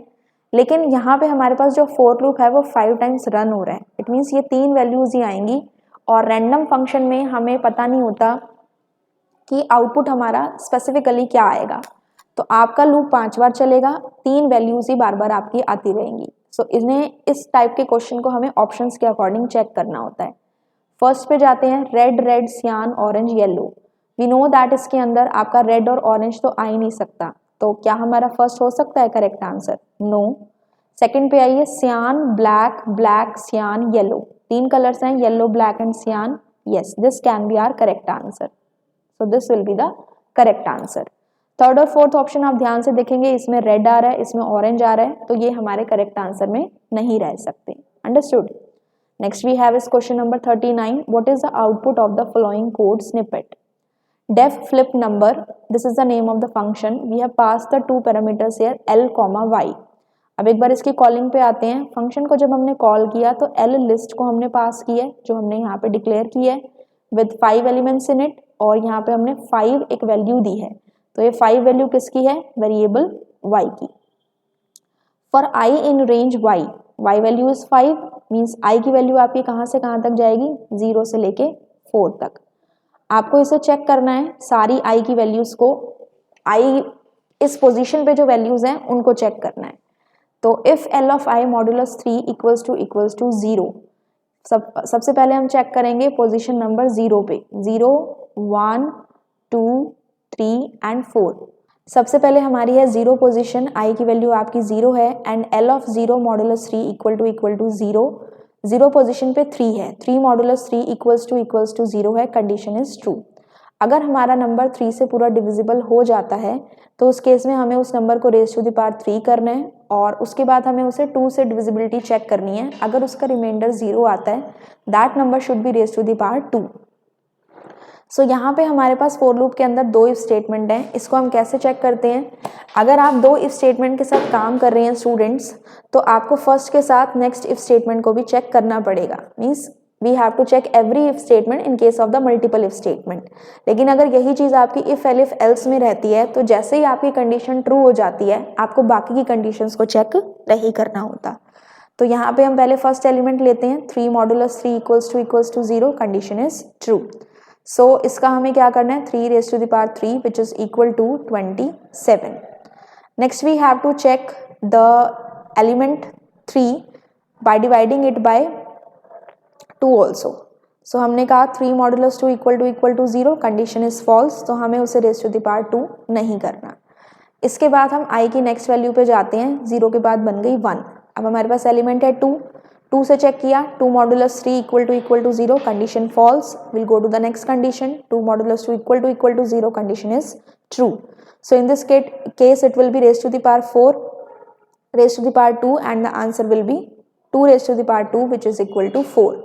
इस तरह से हम सारे एलिमेंट्स को एक एक करके चेक करते जाएंगे. 4 को चेक करेंगे तो ये फर्स्ट कंडीशन से नहीं होगा, यहाँ पे आपका सेकंड से होगा, तो ये बन गया आपका 16. फिर इसके बाद हम 8 को चेक करेंगे, फर्स्ट से नहीं होगा सेकंड से होगा, ये हो गया आपका 64. फिर नेक्स्ट को चेक करेंगे, आपका 3 से डिविजिबल होगा, ये बन गया आपका 9 9 जा 81 9 जा 729. तो स्टूडेंट्स ये हमारा आउटपुट रहेगा. उसके बाद देखिए ये तो हमने कैलकुलेशन करी फॉर लूप के अंदर. जब हम फंक्शन से बाहर आ जाएंगे ये हमें ये वैल्यूज रिटर्न करके दे रहे हैं. फिर हम आएंगे अपने फॉर लूप पे, फॉर आई इन एल। ठीक है, अब हमारे पास लिस्ट में ये एलिमेंट्स बन चुके हैं 27, 4, 16, 64 and 729। Print I and equals to hash, हमें आई की वैल्यू प्रिंट करानी है और उसके जस्ट बाद सेम लाइन में हमें हैश देना है। तो 27, 4, 16, 64 एंड 729 हर नंबर के बाद आपका हैश हो गया। सो the correct answer is option number 2। Next question is question number 40। Consider a file quote.txt. If you will look at what you have in life, you will always have more. If you look at what you don't have in life, you will never have enough. ये आपकी एक text file है, name of the file is quote.txt. We have opened this file in the read mode. इसके बाद हमने कहा r1 equals to length file object dot readline dot split. सबसे पहले हम इतने पार्ट को पढ़ते हैं, file object dot read line. Read line function का क्या काम होता है students? To read the one line. सबसे पहले हमारी फर्स्ट लाइन रीड की गई, इसके ऊपर लगाया गया है स्प्लिट फंक्शन। और स्प्लिट फंक्शन क्या काम करता है? आपकी लाइन में, आपकी जो लाइन होती है उसके वर्ड्स को सेपरेट कर देता है। तो यहाँ से अलग अलग हो गए, इफ हो गया, देन यू विल हो गया, देन लुक हो गया, इस तरह से आपका लाइफ तक सेपरेट आउट हो गए। इसके ऊपर लगा हुआ है स्टूडेंट्स लेंथ फंक्शन। तो जैसे ये वर्ड्स आपके अलग अलग हो गए, इट मीन्स हमें काउंट करना है कि हमारी फर्स्ट लाइन के अंदर कितने वर्ड्स हैं। तो अगर हम इन वर्ड्स को काउंट करें 1 2 3 4 5 6 7 8 9, 9 हो गए। R1 के अंदर स्टोर हो गई वैल्यू 9। उसके बाद कहा R2 is equal to file object dot read line, यानी कि हमने सेकेंड लाइन को रीड किया। देन हमने कहा R3 equals to file object dot read line, it means हमने थर्ड लाइन को रीड किया, उसे R3 में स्टोर करा दिया। फिर है R4 equals to file object dot read 12। अब हमारा फाइल पॉइंटर कहाँ आ चुका है? यहाँ आ चुका है। हमारे पास है रीड 12, यानी कि 12 बाइट्स को रीड करना है। 1 2 3 4 5 6, 1 इज स्पेस, देन 7 8 9 10 11 12, यानी कि R तक हमारा क्या बन चुके हैं? 12 कैरेक्टर्स। अब इसने कहा print R1 and print R4। R4 के अंदर क्या स्टोर हुआ? यहाँ से लेके आपका नेवर तक, ठीक है। और R1 के अंदर क्या स्टोर थी? लेंथ स्टोर थी वर्ड्स की। तो आपको यहाँ पे दो ही चीजें प्रिंट करानी है, R1 एंड R4। तो 9 and you will never will be the correct answer. So this will be the correct answer. यहाँ पे Y कैपिटल है, तो यहाँ पे भी ऑप्शन के अकॉर्डिंग कैपिटल होगा आपका, ठीक है। सो the correct answer will be the option 1। Question number 41। What is the output of the following code? You can see here that section B has many questions which are based upon the output. So revise carefully these type of output questions. These are very important from the exam point of view. Now the next question which we have is text equals to happy R 12-3। तो यहाँ पे हमारे पास कुछ characters भी हैं, कुछ numbers भी हैं और कुछ स्पेशल कैरेक्टर्स भी हैं, ठीक है। ये हमारी स्ट्रिंग है पूरी। L is an empty string. Now here we have for loop, और for loop के अंदर हमारा if elif else है। For I in range length of text, text की लेंथ देखिए कितनी है, कैरेक्टर्स को काउंट कर लीजिए 1 2 3 4 5 6 7 8 9 10 11 12 13 एंड 14, 14 लेंथ आ गई। तो I की हमारी वैल्यू कहाँ से कहाँ तक जाएगी? From 0 to 13, from 0 to 13। इसके बाद हमने कहा नेक्स्ट स्टेटमेंट हमारे पास है if text of I dot is upper. I की वैल्यू सबसे पहले 0 है, तो हमने 0 पोजीशन के कैरेक्टर को चेक किया। अगर वो अपर केस लेटर है, so that should be converted to the lower case. L equals to L plus text of I dot is lower. L is an empty string, empty string plus उसके ऊपर हमने lower function लगा दिया, it means वो lower case में हो गया। तो हमने चेक किया था फर्स्ट वन H कैपिटल था, तो ये आपका लोअर केस में स्मॉल h बन गया। क्योंकि हमारी फर्स्ट कंडीशन जो है वो ट्रू हो चुकी है, तो we don't need to check the another conditions because we are working with the if elif else statement. Okay students, next condition हमारे पास क्या है? अगर हमारी टेक्स्ट इज लोअर है, that should be converted to the upper case. अगर कोई digit है, so that should be multiplied by 2। Else अगर अल्फ़ाबेट अपर केस या लोअर केस में से नहीं है और डिजिट भी नहीं है, सो उसके प्लेस पे आपका क्या आ जाए? हैश आ जाए। And at last that particular text should be printed. Okay, so अगर हम इसमें चेक करें स्टूडेंट्स, तो H हमारा कैपिटल है, वो हमारा स्मॉल बन जाएगा। ये जो हमारे सारे स्मॉल लेटर्स हैं उसके प्लेस पे आपका क्या आ जाएगा, कैपिटल लेटर्स। अब हैप्पी के बाद आपका एक स्पेस है, ना तो ये लोअर केस है, ना अपर केस है, ना ये डिजिट है, तो इसके प्लेस पे क्या आ जाएगा, आपका हैश आ जाएगा। और आर में सारे स्मॉल हैं, दे बिकम कैपिटल। अब यहाँ पे देखिए 1 पे आते हैं। 1 हमारा क्या है, इसके लिए हमारी जो कंडीशन सेटिस्फाई होती है that is digit function. It's a digit but ये इस तरह से है, स्ट्रिंग के अंदर है, तो जब हम इसके ऊपर मल्टीप्लाई बाय 2 करेंगे that will be the replication operator. So इसको 2 से मल्टीप्लाई करने पे हमारे पास 2 टाइम्स 1 आ जाएगा। Okay, same is the case with 2, same is the case with 3। और हाइफन जो है ना वो लोअर केस है, ना वो अपर केस है, और ना ही वो डिजिट में आता है, इसलिए उसके प्लेस पे आपका आ गया हैश। सो आउटपुट में देखिए इसके अकॉर्डिंग आपका क्या बनता है, happy H small all capital, R all capital, space के प्लेस पे हैश है, 11 22 hash 33। This will be the correct answer for this question. आप बाकी आउटपुट्स को भी चेक कर सकते हैं, किसी किसी में आपको स्पेस दिया हुआ है, किसी में आपको इस तरह से जो आपका ये है this one, here the hash is not there, rest is correct. So you have to see the output very carefully because they may seem similar. So the correct answer of this question is option number 1. Question number 42, suppose the content of mytext.txt file is, ये mytext.txt हमारी notepad की file है। The key to success is to focus on goals, not the obstacles. First of all, we have opened the file mytext.txt in the read mode. Okay, हमने कहा text equals to file dot read, and students we know कि जो हमारा read function होता है वो पूरी की पूरी फाइल के कंटेंट्स को रीड करता है। तो ये सारे कंटेंट्स हमारे txt नाम के वेरिएबल में स्टोर हो गए। अब हमने क्या कहा, प्रिंट फाइल डॉट रीड 10। अब प्रिंट हमने क्या कराने हैं, 10 कैरेक्टर्स। तो जब हम 10 कैरेक्टर्स को यहाँ पे रीड कराएंगे तो देखो स्टूडेंट्स इसमें क्या है, फाइल डॉट रीड मतलब फाइल पॉइंटर हमारा स्टार्टिंग में यहाँ था, रीड करने के बाद अब वो यहाँ आ चुका है।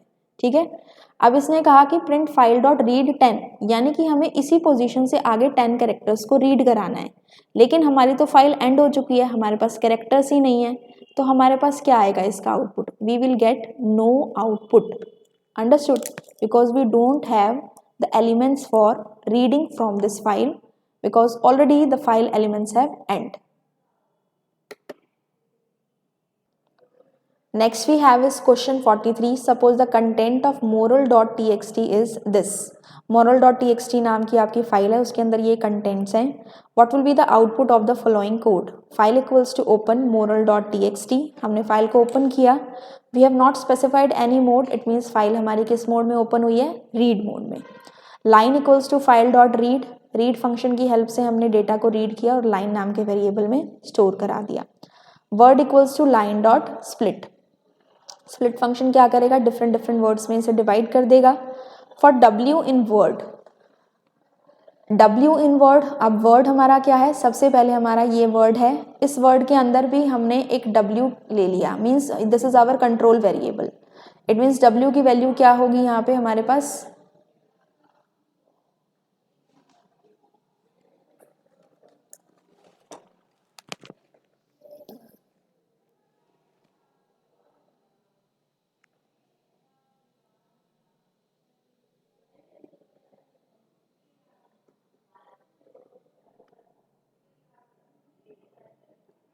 here we have this file moral.txt and here we have to read this file, ये contents है हमारे फाइल के।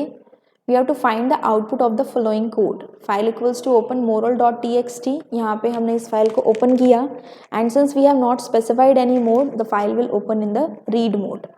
line equals to file dot read, read function क्या करता है स्टूडेंट्स, पूरी की पूरी फाइल को रीड करता है, it is stored in the variable line. word is equal to line dot split, हमने इसके ऊपर स्प्लिट फंक्शन लगाया, स्प्लिट फंक्शन इसे डिफरेंट डिफरेंट वर्ड्स के अंदर डिवाइड कर देगा। For W in word, if length of W is greater than 8, so here we will see that if the length of W, so यहाँ पे हमारे पास जो वर्ड्स हैं, let us check this one. W के लिए पहला क्या होगा, sometimes, then we are, then tested. अगर इनकी लेंथ ग्रेटर देन 8 है तो हमें उन वर्ड्स को डिस्प्ले कराना है, तो हम चेक कर लेते हैं कौन कौन से हैं। सबसे पहला वर्ड है हमारे पास सम टाइम्स, इसकी लेंथ देखिए 1 2 3 4 5 6 7 8 9, 9 इसकी लेंथ हो गई। आगे देखते हैं नो, नेक्स्ट इज नो। यहाँ से हम आते हैं वीकनेसेस पे। इसकी आपकी जो लेंथ है वो 8 से ग्रेटर है, 10 कैरेक्टर्स आर देयर एंड इसके बाद आपका स्ट्रेंथ्स है। तो हमारे पास यहाँ पे 3 ऐसे वर्ड्स हैं जिनकी जो लेंथ है वो 8 से ज़्यादा है। So in this case we have sometimes, weaknesses and strengths. These are the 3 words which have a length greater than 8. So in this case हमारा स्टूडेंट्स आंसर क्या होगा? Option number, let us see the options carefully. Sometimes, weaknesses and strength. Option third. Understood? So this will be the correct answer. Question number 44. What will be the output of the following code? Def sum global p equals to p plus 7 raised to the power 2, print p and equals to hash. This is the function definition and the body. इसके बाद main में p की value आपकी 10 है, तो सबसे पहले जब कंट्रोल आएगा it will go to this statement, यहाँ से डायरेक्ट इस स्टेटमेंट पे। p की वैल्यू 10 है, print p end equals to hash. p की वैल्यू क्या प्रिंट हो जाएगी? 10। इसके आगे आपका क्या हो जाएगा? At the rate, it's not hash, it's at the rate. इसके बाद हमने सम फंक्शन को कॉल किया, तो यहाँ से हम डायरेक्ट इस फंक्शन पे जाते हैं, फंक्शन की बॉडी को एग्जीक्यूट करेंगे। अब हमने यहाँ p के आगे कीवर्ड लगा दिया ग्लोबल। हमने कहा p equals to p plus 7 raise to the power 2। p की वैल्यू हमारी क्या है? मेन में जो हमारी p की वैल्यू 10 थी, that is the value of p for here also. Okay, 10 plus 7 raise to the power 2, 7 raise to the power 2 is 49, 7 7 जा 49 एंड 10 प्लस 49 इज 59। तो फंक्शन के अंदर भी एक प्रिंट स्टेटमेंट दी हुई है, it says print p end equals to hash. तो इसी के आगे आपका क्या आ जाएगा? p की वैल्यू विच इज 59 एंड इसके आगे आपका आ गया हैश। इसके बाद नेक्स्ट स्टेटमेंट में क्या है? फंक्शन कॉलिंग के बाद वैल्यू यहाँ रिटर्न हो गई वापस। नेक्स्ट में हम जाते हैं प्रिंट p, यानी कि हमें p की वैल्यू को प्रिंट कराना है।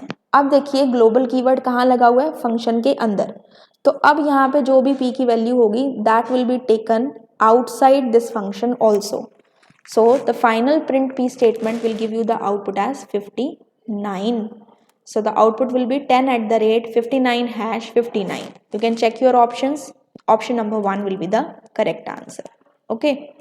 Next we have is question number 45. What will be the output of the following code if the content of the file file1.txt are this? String may refer to. ये आपके file के contents हैं। File को हमने open किया, right mode में open किया, फिर हमने राइट फंक्शन लगाया 3 बार यहाँ पे यूज़ किया है, जिसके अंदर हमने क्या क्या राइट कराया? Letters, numbers and special characters. इसके साथ हमने न्यू लाइन भी दे दी सो दैट नेक्स्ट कैरेक्टर या नेक्स्ट वर्ड हमारा नेक्स्ट लाइन में आ जाए। ठीक है, 3 चीज़ें हमने इसमें राइट करा दी, फाइल को क्लोज कर दिया।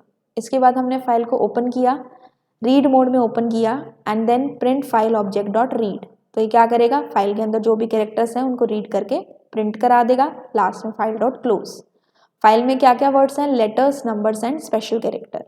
यहाँ पे देखिए स्टूडेंट /n लगा हुआ है, तो इसका मतलब क्या होता है? It's an escape sequence. Means इसके आगे जो भी वर्ड या कैरेक्टर आएगा वो आपका नेक्स्ट लाइन में आएगा। सबसे पहले क्या आएगा? लेटर्स, देन आएगा नंबर्स एंड देन आएगा स्पेशल कैरेक्टर्स। यहाँ से देखिए कौन सा आंसर है, कौन सा ऑप्शन है जो इस आंसर को सेटिस्फाई करता है? That is option 4th। Question number 46. Consider the content of rhyme.txt file. This is the content of the file. You have to find the output of this code. First of all, we have opened the file rhyme.txt. In the read mode, count is a variable whose value is 0. L equals to file object dot read lines. Read lines function का क्या काम होता है? To read the file and give you the output in the form of list of string. तो ये पूरी की पूरी फाइल लिस्ट ऑफ स्ट्रिंग की फॉर्म में L वेरिएबल में स्टोर हो गई। फॉर I in L हम एक एक करके वर्ड्स को चेक कर रहे हैं। If I of 0 equals to H, हम यहाँ पे पूरी की पूरी लाइन को जैसे चेक करेंगे तो I of 0, इस पूरी लाइन का जो 0th पोजीशन है दैट इज दिस वन, यानी कि उसका बिल्कुल फर्स्ट कैरेक्टर। अगर वो कैपिटल H के इक्वल है तो count equals to count plus 1। So here you can see capital H in this line and in this line। 3 line में है हमारे पास। तो यहाँ पे हमारी जो वैल्यू होगी count plus 1, 0 plus 1, 1 plus 1 and 1 and 2 plus 1 that is 3। Count की वैल्यू को हमने प्रिंट करा दिया, फाइल को क्लोज कर दिया। You have to just remember that यहाँ पे कैपिटल एच दिया हुआ है तो आपको कैपिटल एच ही चेक करना है, आप उसमें स्मॉल एच वाले को इंक्लूड नहीं कर सकते। Understood? So we have got the answer of this question, this is option number 1। Question number 47, consider the following directory structure. Here we have the root folder as admin. इसके अंदर 3 आपके folders हैं, first term, second term, final. First term में आपकी file है result1.xlsx, Excel files हैं आपकी। Second term में result2 एंड फाइनल में final result1।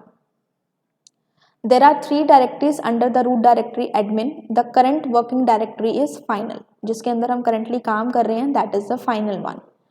Identify the relative path name for the result1.xlsx।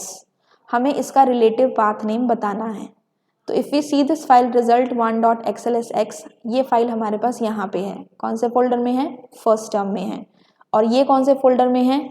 Admin folder के अंदर है। तो ये एक डायरेक्टरी स्ट्रक्चर है, इसका रिलेटिव पाथ बताना है। तो result1 है फर्स्ट टर्म के अंदर, तो यहाँ पे देखिए किस किस में है, result1 in the first term, इसमें भी लिखा हुआ है, इसमें भी लिखा हुआ है और इसमें भी लिखा हुआ है। लेकिन आपको पता है जब हम रिलेटिव पाथ बताते हैं तो यहाँ पे आपके 2 डॉट्स होते हैं, 2 डॉट स्लैश, देन जो उसकी करंट वर्किंग डायरेक्टरी है, इसके अंदर result1 के लिए जो डायरेक्टरी है that is your first term. ठीक है, तो यहाँ से हमारा हो गया first term result1.xlsx and dot dots are there and then slash is there before that. So this will be the correct answer. Question number 48. The readlines function returns. Readlines function क्या return करता है? List of integers, string, list of single characters और a list of strings. तो readlines function हमें क्या return करता है? It returns a list of strings. This will be the correct answer. Right? What will be the output of the following code snippet? यहाँ पे हमें एक टपल दिया हुआ है स्टूडेंट्स, इसके अंदर जो एलिमेंट्स हैं वो इंटीजर वैल्यूज़ हैं और एक लिस्ट है 1 2 3। इसने कहा tuple 1 3 1 equals to 10, 0 1 2 and 3 position पे हमारी पूरी की पूरी लिस्ट है। ठीक है, इसने कहा इस लिस्ट के अंदर 1 पोजीशन पे, इस लिस्ट में 3 एलिमेंट्स हैं 1 2 एंड 3, पोजीशंस क्या होंगी 0 1 2। 1 पोजीशन पे हमारे पास क्या है 2 है, इसके प्लेस पे हमें क्या करना है 10 करना है। तो इस प्लेस पे 10 हो जाएगा, प्रिंट टपल 1, तो आउटपुट में क्या आएगा 9 3 1 और 1 10 3 8। ठीक है, अब देखिए स्टूडेंट्स, हमें ये चीज़ पता है कि टपल जो है that is an immutable data type, हम उसके अंदर चेंजेस नहीं कर सकते। लेकिन इसके अंदर हमारे पास एक पॉइंट रहता है कि अगर टपल के अंदर कोई भी एलिमेंट हमने लिस्ट टाइप का लिया है और उस लिस्ट के अंदर हमें चेंजेस करने हो, so that are possible because list is mutable data type. ठीक है, ये चीज़ हम कर सकते हैं, यहाँ एरर नहीं आएगा। लेकिन यहाँ पे अगर आपने इस स्टेटमेंट को इस तरह से लिया होता कि टपल 1 का थर्ड पोजिशन पे जो एलिमेंट है उसको आप 10 कर दो, ये 1 हमने यहाँ से हटा दिया, इट मीन्स हमने इसको हटा के क्या करना है, पूरे को हटा के 10 करना है, वो चीज़ पॉसिबल नहीं होती, वहाँ पे आपका एरर आता। तो इस टाइप के क्वेश्चंस में आपको ये चीज़ बहुत अच्छे से ध्यान रखनी है स्टूडेंट्स कि अगर आपके लिस्ट के अंदर किसी एलिमेंट को चेंज किया जा रहा है and that list is inside a tuple, that is possible in Python, but you cannot change the full list and assign any other value in a tuple because that will be considered as assigning a value to the tuple which is not supported in Python. So according to this question, correct answer will be option 2. So we have completed the section B now. Now we come to section C, case study based questions. This section will consist of 6 questions, question 50 to 55. You have to attempt any 5 from the given 6 questions. Rashi is learning Python in preparation for an internship exam. She is having a problem with one question in which she has been assigned an incomplete Python code given below to create a CSV file called employee.csv. Assist her in completing the code that generates a CSV file with the given content. This is the CSV file, employee name, employee number, name, designation and salary. Comma separated values are given. One code is given based upon the CSV file. Statement 1, 2, 3, statement 4, 5, 6. 6 statements you have to fill out. Now first of all students, we know whenever we are working with the CSV file we have to import one module which is known as the CSV module. So let us see the code. सबसे पहले तो हमें दिख रहा है कि यहाँ पे मॉड्यूल का नेम आएगा, फिर हमने फाइल को ओपन किया है जिसके अंदर आपकी 3 आर्ग्यूमेंट आती हैं, फाइल का नेम, उसका mode and a new line argument. फिर इसके बाद आपको यहाँ पे फाइल में अगर राइट कराना है या रीड कराना है उसके अकॉर्डिंग आप फंक्शंस को यूज़ करते हैं and further all the things. Question number 50 is identify the relevant module to import in the blank space in the line marked as statement 1. कौन सा मॉड्यूल आप import करेंगे? तो we have discussed that we need to import which module? CSV module. Binary file होती तो pickle mode करते और CSV file है तो CSV मॉड्यूल करेंगे। टेक्स्ट फाइल के साथ जब हम काम करते हैं तो हम डायरेक्ट काम कर सकते हैं। We do not need to import any module for that purpose. Question number 51. Identify the missing code for the blank space in the statement marked as statement 2. So if we see the statement 2 students, हमारे पास यहाँ पे statement 2 में है CSV file equals to open. Open function के अंदर क्या आता है? हमारा फाइल का नेम और उसका मोड। फाइल का नेम हमने ऊपर से देखा, इट इज़ employee.csv, ये हमारी फाइल का नेम है, ठीक है। अब हम इसे किस मोड में ओपन करेंगे ये हमें नीचे से पता लगेगा। यहाँ पे देखिए हमने फील्ड्स नाम में एक लिस्ट ली हुई है, हम इसके अंदर अपेंड करा रहे हैं, लिस्ट के अंदर डेटा को ऐड करा रहे हैं। रोज इज एन एम्प्टी लिस्ट, इसके अंदर हम ये जो हेडिंग्स हैं इन्हें ऐड करा रहे हैं और इनकी वैल्यूज़ को ऐड करा रहे हैं। इट मीन्स हम डेटा में फाइल के अंदर राइट कर रहे हैं डेटा को। तो name of the file is employee.csv and यहाँ पे हम राइट करा रहे हैं। तो यहाँ पे देखिए employee.csv यहाँ भी है, यहाँ भी है। बाइनरी फाइल के साथ काम करते हैं तो W के साथ B आता है, CSV फाइल में ओनली W आता है, तो इसलिए हमारा करेक्ट आंसर होगा ऑप्शन 3rd। क्वेश्चन नंबर 52 पे आते हैं। Choose the function name with the argument that should be use in the blank space of the line marked as statement 3। अब हमें स्टेटमेंट 3 के बारे में बताना है। ऊपर हम कोड पे जाते हैं वापस।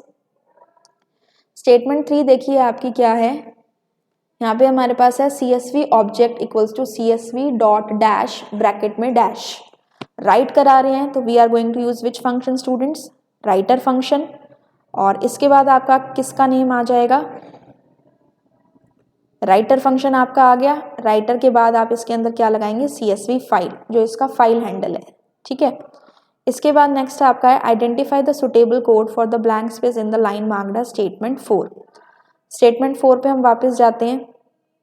स्टेटमेंट 4 पे यहाँ से देखिए हमारे पास क्या क्या चीज़ें हैं। Records equals to dash for I in range 5 employee number, name, designation and salary. 4 fields हमने लिए हैं। 5 एम्प्लॉयज़ का रिकॉर्ड्स हम इसके अंदर एंटर करा रहे हैं। तो रिकॉर्ड्स क्या होगा? उसमें आपके ये चारों नेम्स आते हैं जो आपने इस तरह से कॉलम की हेडिंग ली हुई है, employee number, name, designation and salary. So statement 4 में हमारा क्या बनेगा? So the correct answer will be option 1। Option 3 में भी यही चीज़ें दी हुई हैं बट उसमें कोट्स हैं तो वो हम चीज़ कोट्स में नहीं लिखते, we directly write it. Okay, then we have question number 54। Identify the suitable code for the blank space in the line marked as statement 5 and next as statement 6। तो दोनों को हम देख लेते हैं। यहाँ पे देखिए रोज डॉट डैश ब्रैकेट में डैश और यहाँ पे डैश डॉट डैश रोज। रोज हमारा क्या है? रोज डॉट अपेंड फील्ड्स। ये फील्ड्स हैं हमारे पास, ये हम ऊपर हेडिंग में दे रहे हैं और ये क्या है? जिनमें उनकी वैल्यूज जा रही हैं, ठीक है। तो कोट्स में आपकी हेडिंग्स जाती हैं, ये चीज़ें आपकी डायरेक्ट जाती हैं बिकॉज इनकी हमारी वैल्यूज जाएंगी। Rows dot dash and then dash dash dot dash rows, last में हमने फाइल को क्लोज कर दिया। अब देखिए स्टूडेंट्स, जब हम इसके ऊपर काम करते हैं तो हमारे पास क्या, हमने इसमें क्या करना है? डेटा को इसके अंदर राइट डाउन कराना है। तो रोज डॉट अपेंड करेंगे क्योंकि हम एक एक एंट्री को इसमें ऐड करवा रहे हैं। Rows dot append records, because records क्या है? हमारी लिस्ट का नेम है, तो हम कहेंगे रोज डॉट अपेंड रिकॉर्ड्स। और लास्ट में हम क्या करेंगे? सारे के सारे मल्टीपल फॉर्म्स ऑफ रोज में डेटा को ऐड करवा रहे हैं, तो मल्टीपल रोज को ऐड कराने के लिए हमारे पास होता है write rows function. This is done with the help of CSV object, CSV object dot write rows. This will be the correct answer for this line. So with this we have covered all the questions of this sample paper students. I hope you have understood them. किसी भी question में आपको फिर भी doubt आता है तो you can ask me in the comment section. And you can share this video with your friends. अगर आपको वीडियो अच्छी लगे you can like the video, share the video and subscribe the channel for the more interesting videos. Thank you and have a good day.